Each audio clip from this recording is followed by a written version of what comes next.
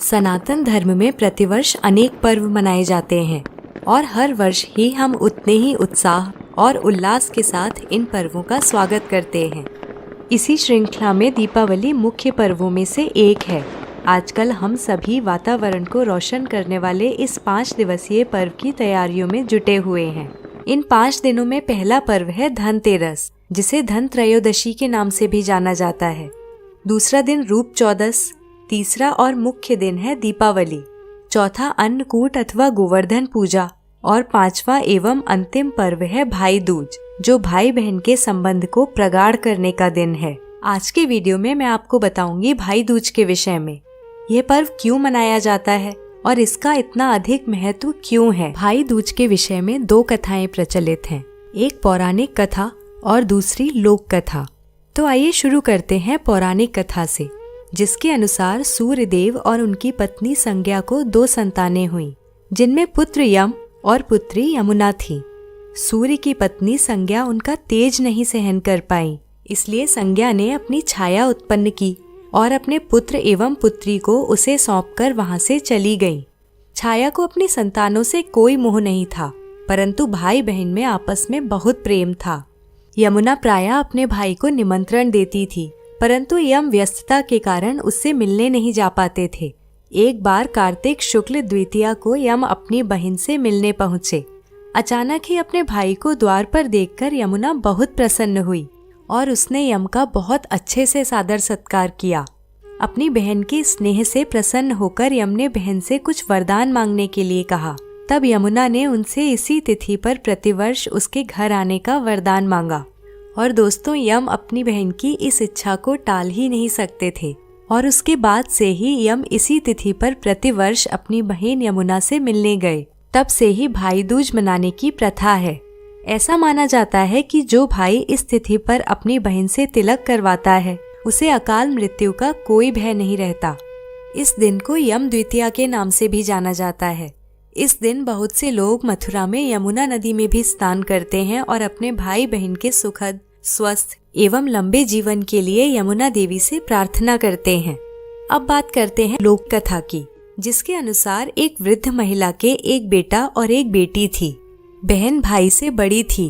उसके विवाह के कुछ समय पश्चात ही उसके छोटे भाई ने अपनी बहन के घर जाकर उससे मिलने की इच्छा व्यक्त की।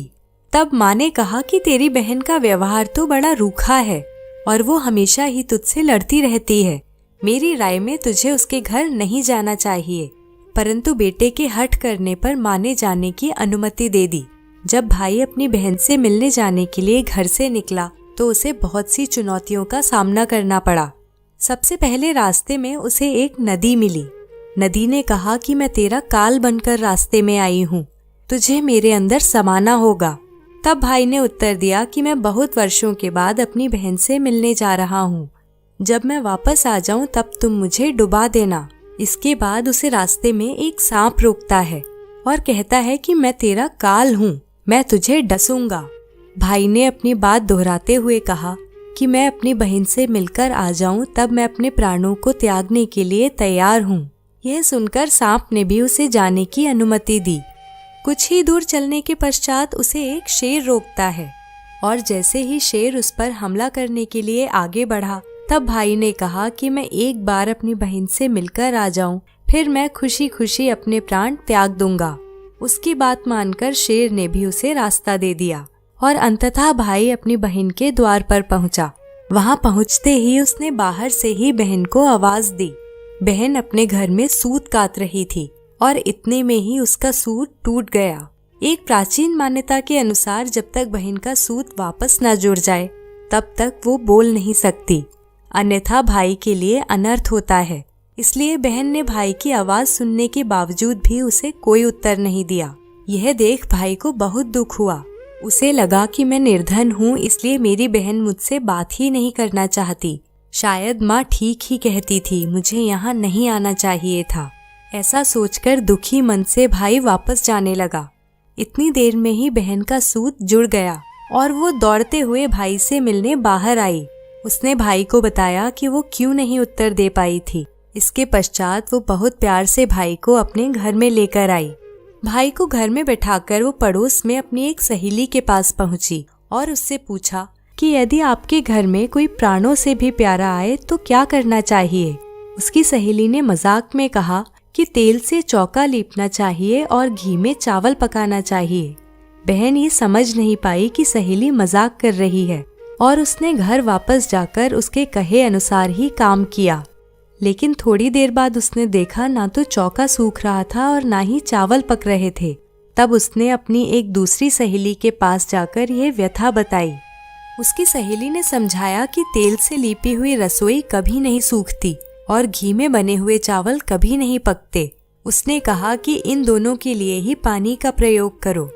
तब बहन वापस जाती है और जल्दी से पानी का चौका लगाती है और पानी में ही चावल पकाती है और भोजन तैयार करने के बाद बहुत प्यार से भाई को भोजन परोसती है। इस प्रकार दोनों भाई बहन ने बहुत दिन साथ में बहुत प्यार से व्यतीत किए। फिर अचानक एक दिन भाई ने बहन से कहा कि अब मुझे जाना चाहिए, माँ घर पर अकेली है और मेरी प्रतीक्षा कर रही होगी। भाई ने अगले ही दिन जाने का सोचा। उस दिन बहन ने प्रातः काल उठकर गेहूं पीसे और भाई के लिए लड्डू तैयार किए और जैसे ही भाई घर से जाने के लिए तैयार हुआ उसने वो लड्डू अपने भाई को दे दिए। साथ ही उनमें से कुछ लड्डू उसने अपने बच्चों के लिए भी बचा कर रखे और जब बाद में उसने वो लड्डू अपने बच्चों को दिए तो देखा कि लड्डुओं का रंग हरा हो चुका है। बहन ने उस चक्की में जाकर देखा जिसमें उसने गेहूं पीसे थे। तब उसको पता लगा कि गेहूं के साथ एक सांप भी पिस गया था। यह देख वो बहुत घबरा गई और उसने सोचा कि यदि ये लड्डू मेरे भाई ने खा लिए तो वो मर जाएगा और वो उसी क्षण भाई की खोज में निकल पड़ी और रास्ते में उसका भाई उसे एक पेड़ के नीचे बैठा हुआ मिला। उसने भाई से कहा कि जो लड्डू मैंने तुझे दिए थे वो कहाँ हैं? तब भाई ने वो लड्डू उसे दिए और बहन ने सारे लड्डू जमीन में गाड़ दिए। उसने भाई को पूरी बात बताई। तब भाई ने कहा कि तूने मुझे इस बार तो मृत्यु से बचा लिया, परंतु जब मैं तुझसे मिलने आ रहा था तब मुझे कई रूपों में मेरा काल मिला और मैंने हर बार यही कहा कि जब मैं अपनी बहन से मिलकर आ जाऊं तब मेरे प्राण ले लेना। इतने में ही बहन को प्यास लगी। भाई कहता है तू यहीं बैठ, पास की नदी से मैं पानी लेकर आता हूँ। बहन ने कहा नहीं, मैं खुद ही जाकर पानी पी लूंगी। जैसे ही बहन नदी के पास गई तो उसने देखा कि एक वृद्ध महिला नदी के किनारे बैठी है। उसने महिला से पूछा, माँ तुम यहाँ अकेले क्यों बैठी हो? तब महिला ने उत्तर दिया कि मैं विधाता हूँ और एक बहन के भाई की तात कर रही हूँ। बहन ने पूछा कि वो भाई कौन है? तब विधाता ने कहा कि एक भाई जिसके प्रेम के कारण उसकी बहन ने एक सांप की हत्या कर दी। बहन तुरंत समझ गई कि विधाता तो मेरे भाई की ही बात कर रही है। तब उसने पूछा कि माँ उस बहन को अपने भाई को बचाने के लिए क्या करना चाहिए? विधाता ने कहा कि यदि वो बहन अपने भाई को गालियां दे और उसके विवाह होने तक यदि उसको सभी आपत्तियों से बचा ले तो उसका काल टल सकता है। तब वो भाई के पास जाकर कहती है कि भाई मैं तुझे घर तक छोड़ने स्वयं चलूंगी, मैं बस थोड़ी देर में आती हूँ, तब तक तू मेरा यहीं इंतजार करना। बहन जल्दी से जाकर शेर के लिए मांस का टुकड़ा, सांप के लिए दूध और नदी के लिए ओढ़नी लेकर आई और भाई को लेकर घर के रास्ते चल पड़ी। रास्ते में शेर के मिलने पर इससे पहले कि वो भाई पर हमला करता, बहन ने उसके आगे मांस का टुकड़ा डाल दिया, जिससे भाई की ओर बढ़ रहे शेर का ध्यान मांस की ओर चला गया और वो दोनों वहां से निकल गए। फिर आगे चलकर उन्हें एक सांप मिलता है और वो जैसे ही भाई को डसने के लिए आगे बढ़ता है, बहन उसके आगे दूध रख देती है और सांप दूध पीने लगता है। अंत में नदी के मिलने पर बहन नदी को चुनरी अर्पित करती है, जिससे नदी प्रसन्न हो जाती है और भाई के प्राण लेने की जगह उन्हें वहां से जाने का रास्ता देती है। जैसे ही दोनों भाई बहन घर पहुंचते हैं, बहन अपने भाई को गालियां देना शुरू कर देती है। माँ ने यह देखकर गुस्से में कहा, तू इसे क्यों लेकर आया है? भाई ने कहा, माँ बहन तो बहुत अच्छी थी, पता नहीं इसे अचानक क्या हो गया।